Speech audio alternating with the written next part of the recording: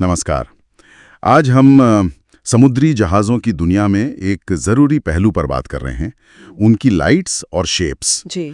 हमारे पास कैप्टन श्याम बहादुर चौहान के तैयार किए गए नोट्स हैं। हाँ। और ये खास तौर पर कॉलरेग्स के पार्ट सी रूल 21 पर फोकस करते हैं। हाँ, जो टकराव रोकने के नियम है। बिल्कुल। और दिलचस्प बात यह भी है कि नोट्स को बनाने में एआई की मदद ली गई थी, ऐसा मेंशन किया गया है।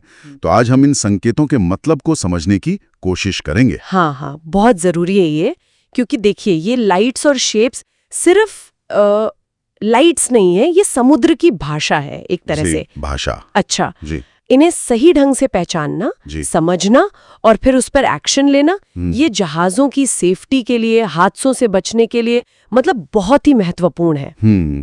तो चलिए इस भाषा को थोड़ा खोलते हैं। रूल 21 कुछ खास लाइट्स को डिफाइन करता है ना? जी बिल्कुल। जैसे पहली है मास्ट हेड लाइट, वो सफेद रोशनी जो जहाज के आगे दिखती है, लगभग 225 डिग्री। हाँ बिल्कुल।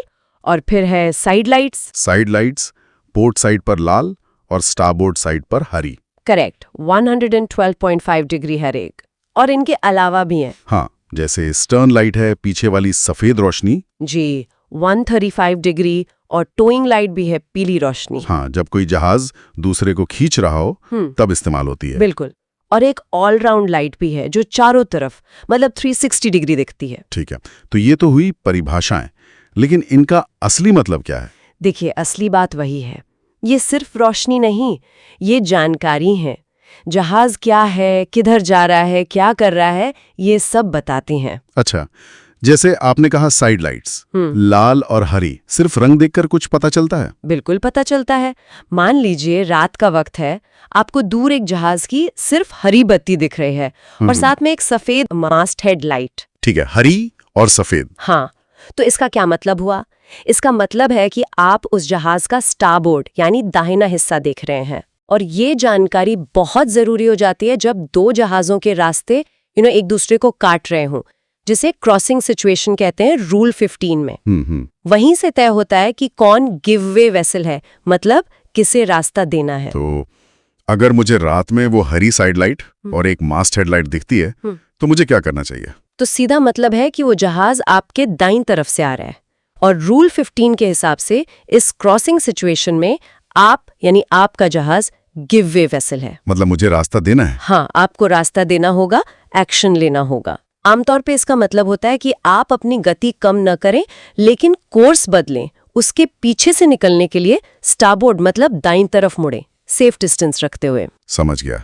इसमें तेजी से फैसला लेना जरूरी है। बिल्कुल, कोई कंफ्यूजन नहीं होना चाहिए।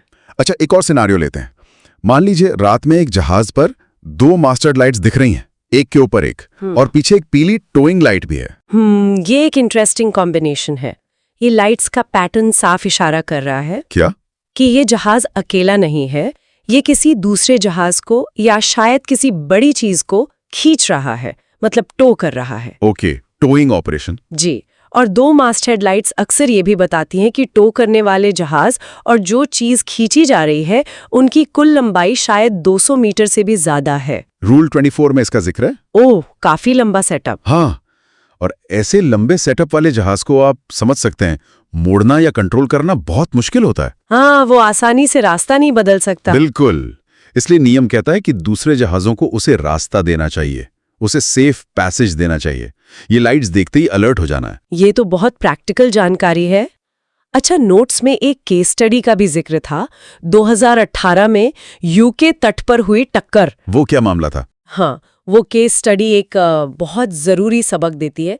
उस घटना में हुआ ये कि एक जहाज के क्रू ने दूसरे जहाज की सिर्फ स्टर्न लाइट मतलब पीछे वाली सफेद बत्ती देखी और उन्होंने अंदाजा लगा लिया कि वो जहाज उनसे दूर जा रहा है। ओके, कॉमन मिस्टेक हो सकती है। हाँ, लेकिन उन्होंने शायद बदलती हुई स्थिति या जो साइड लाइट्स दिख रही होंगी लाल या हरी, उन पर ध्यान नहीं दिया या शायद गलत समझा। और नतीजा टक्कर हो गई, क्योंकि जो गिव वे वेसल था उसने सही टाइम पर एक्शन नहीं लिया। ये दिखाता है कि सिर्फ एक लाइट देखकर फैसला नहीं लेना चाहिए, पूरा पैटर्न देखना, समझना और स्थिति कैसे बदल रही है इस पर नजर रखना ये बहुत जरूरी है। एक छोटी सी चूक भारी पड़ सकती है। बिल्कुल। इसीलिए शायद नोट्स में जूनियर और सीनियर अधिकारियों के लिए कुछ टिप्स भी दिए गए। जी हाँ, बिल्कुल।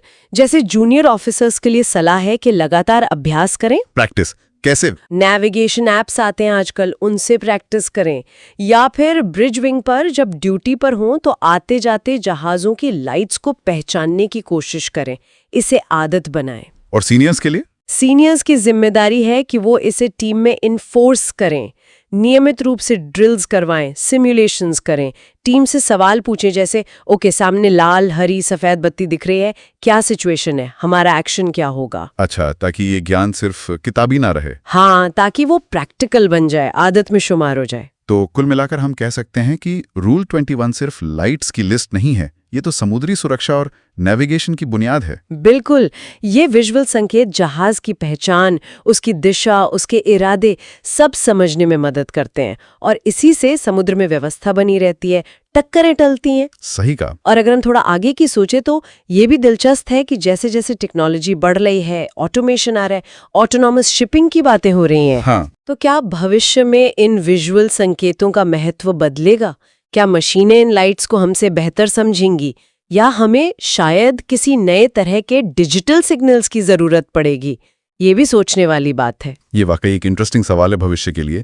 खैर, अंत में एक बहुत जरूरी बात जो कैप्टन चौहान के नोट्स में भी कही गई है और हमें भी कहनी चाहिए जी, कि ये सारी चर्चा, ये जानकारी सिर्फ ज्ञान बढ़ाने और अभ्यास के लिए है। बिल्कुल। जब आप असली में नेविगेट कर रहे हो तो हमेशा IMO रेगुलेशंस, अपनी कंपनी की गाइडलाइंस और DG शिपिंग जैसे आधिकारिक दस्तावेजों का ही पालन करें। वही अंतिम सत्य है। एकदम सही कहा, सुरक्षा सबसे पहले। स्वागत है। आज हम समुद्री टकराव से बचाव के जो अंतर्राष्ट्रीय नियम है COLRGs, उसके एक बहुत अहम हिस्से पर रूल 21 पर जरा गहराई से बात करेंगे। जी हाँ, ये जहाजों पर जो बत्तियां और आकृतियां दिखती हैं उनसे जुड़ा है। बिल्कुल। और हमारी ये चर्चा कैप्टन श्याम बहादुर चौहान के तैयार किए गए नोट्स पर आधारित है। हाँ, ये बता दें कि इन्हें बनाने में थोड़ी AI सहायता भी ली गई थी। अच्छा। हम एक असली घटना को भी देखेंगे जिससे पता चलता है कि इन बत्तियों को समझना कितना कितना जरूरी है। हाँ, और ये COLRGs जो हैं वो असल में समुद्र के ट्रैफिक नियम ही समझिए। हाँ, और रूल 21 की बत्तियों का मतलब अगर सही से न समझा जाए तो परिणाम बहुत गंभीर हो सकते हैं। हाँ, आज देखेंगे हम। ये नियम तो समुद्री सुरक्षा की एकदम बुनियाद है। तो चलिए सीधे चलते हैं 2013 की उस घटना पर। इंग्लिश चैनल में हुआ था ये। हाँ, रात का समय था, घना कोहरा भी। एक बड़ा केमिकल टैंकर, नाम था अलेक्जेंड्रा 1, कोई 183 मीटर लंबा। काफी बड़ा। हाँ, और करीब 14 नॉट की रफ्तार से चल रहा था। तभी उसके डेक ऑफिसर को आगे 2 लाल बत्तियां दिखीं, एक के ठीक ऊपर दूसरी। अच्छा। अब उन्हें लगा कि ये शायद कोई छोटी मोटी मछली पकड़ने वाली नाव है। और बस यहीं पर पहली और शायद सबसे बड़ी चूक हो गई। देखिए, रूल 21 साफ कहता है कि एक वर्टिकल लाइन में 2 लाल बत्तियां, मतलब 2 ऑल राउंड रेड लाइट्स, अगर दिखें तो उसका मतलब है वो जहाज restricted in ability to manoeuvre है। रैम जिसे कहते हैं। रैम, हाँ। यानी वो जहाज आसानी से अपना रास्ता बदल नहीं सकता, किसी खास काम में लगा है। वो असल में एक ऑफशोर सप्लाई वेसल थी, सिचम मैडम। अच्छा, वो सप्लाई वेसल थी। हाँ, और वो डाइविंग ऑपरेशन में लगी थी, मतलब गोताखोर पानी में थे। जाहिर है वो अपनी जगह से हट नहीं सकती थी आसानी से। ओहो। मछली पकड़ने वाले जहाज की बत्तियां तो एकदम अलग होती हैं। हाँ। रूल 26 में बताया गया है, जैसे जाल डालते समय हरी के ऊपर सफेद बत्ती दिखती है, ये बिल्कुल अलग मामला था। ये तो सचमुच मतलब बहुत बड़ी गलतफहमी हो गई। तो टैंकर ने क्या किया, रफ्तार कम की? नहीं, कुछ नहीं, ना रफ्तार कम की, न दिशा बदली, वैसे ही चलते रहे। और नतीजा जोरदार टक्कर। आमने सामने तो नहीं, लेकिन टक्कर हुई। अरे बाप रे। खैर, गनीमत ये रही कि कोई जानी नुकसान नहीं हुआ, लेकिन जहाजों को काफी क्षति पहुंची। और यूके की जो समुद्री दुर्घटना जांच शाखा है MIIB, हाँ। उसने अपनी रिपोर्ट में साफ साफ लिखा कि ये बत्तियों के गलत व्याख्या के कारण हुई मानवीय त्रुटि थी, human error due to light misinterpretation. साफ तौर पर मानवीय भूल। बिल्कुल। और देखिए, इस घटना में सिर्फ रूल 21 ही नहीं टूटा था, कई और नियम भी थे जिनका उल्लंघन हुआ। जैसे कि एक तो रूल 21 का उल्लंघन तो हुआ ही, रैम बत्तियों को पहचाना ही नहीं। दूसरा, रूल 15 और 18। अच्छा, रूल 15 और 18 वो कैसे? ये क्रॉसिंग सिचुएशन थी। रूल 15 कहता है कि ऐसी स्थिति में जब दूसरा जहाज आपके स्टारबोर्ड यानी दाहिने तरफ हो तो आपको रास्ता देना होता है। सिचेम मैडम टैंकर के स्टारबोर्ड पर थी। हाँ। तो टैंकर को गिव वे वेसल बनना था, रास्ता देना था। और रूल 18 तो और भी साफ है। वो कहता है कि एक पावर ड्रिवन वेसल, जैसी ये टैंकर था, उसको हमेशा आरएम जहाज को रास्ता देना ही होगा, कोई सवाल ही नहीं। बिल्कुल। और तीसरा, सुरक्षित नेविगेशन की कमी, मतलब रूल 5 सही निगरानी रखना और रूल 7 टकराव का खतरा आंकना, इनका भी पालन नहीं हुआ। और वीएचएफ रेडियो, उससे संपर्क करने की कोशिश नहीं की गई। और MAIV रिपोर्ट में एक और चौंकाने वाली बात सामने आई। टैंकर के रडार ने सिचेम मैडम को टक्कर से लगभग आधे घंटे पहले ही डिटेक्ट कर लिया था। 30 मिनट पहले? हाँ, 30 मिनट। लेकिन उस जानकारी पर कोई ध्यान ही नहीं दिया गया।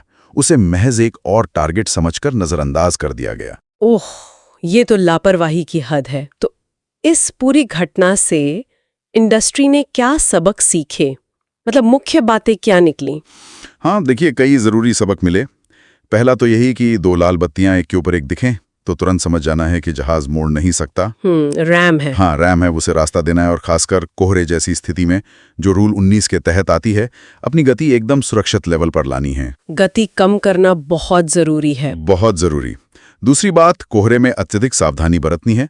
गति इतनी हो कि जरूरत पड़ने पर आप टक्कर टालने के लिए एक्शन ले सकें, रुक सकें। सही। तीसरा, जो जूनियर ऑफिसर होते हैं ब्रिज पर, उनकी लगातार ट्रेनिंग होनी चाहिए, खासकर इन बत्तियों और संकेतों को पहचानने की ड्रिल। हाँ, ये बहुत महत्वपूर्ण है। और आखिर में सीनियर अफसरों की जिम्मेदारी बनती है कि ब्रिज पर जितने भी साधन हैं, रेडार है, AIS है, उन सब का सही इस्तेमाल हो, ब्रिज टीम मैनेजमेंट अच्छा हो। बिल्कुल।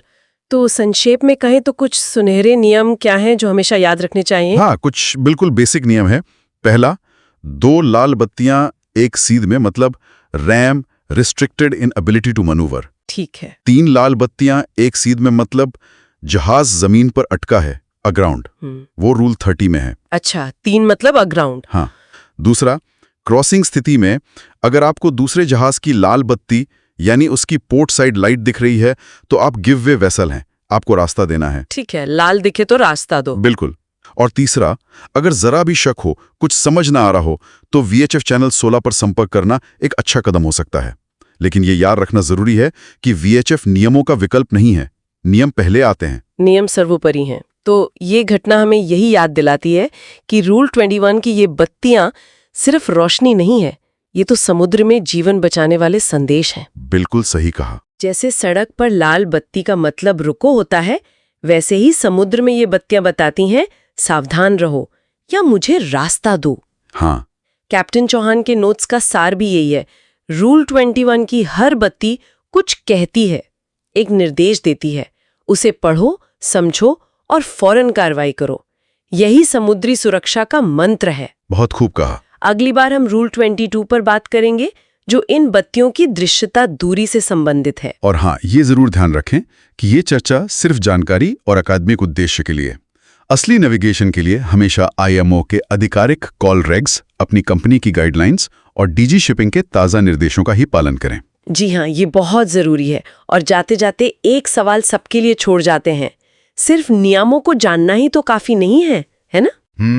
हम जहाज के ब्रिज पर टेक्नोलॉजी जैसे रडार, AIS और मानवीय कारक प्रशिक्षण जैसे ब्रिज रिसोर्स मैनेजमेंट, इनको और बेहतर तरीके से कैसे मिला सकते हैं ताकि भविष्य में ऐसी गलतफहमियां, ऐसी मानवीय चूकें रोकी जा सकें। सोचने वाली बात है ये। बिल्कुल, एक बहुत महत्वपूर्ण सवाल है जिस पर विचार करना चाहिए।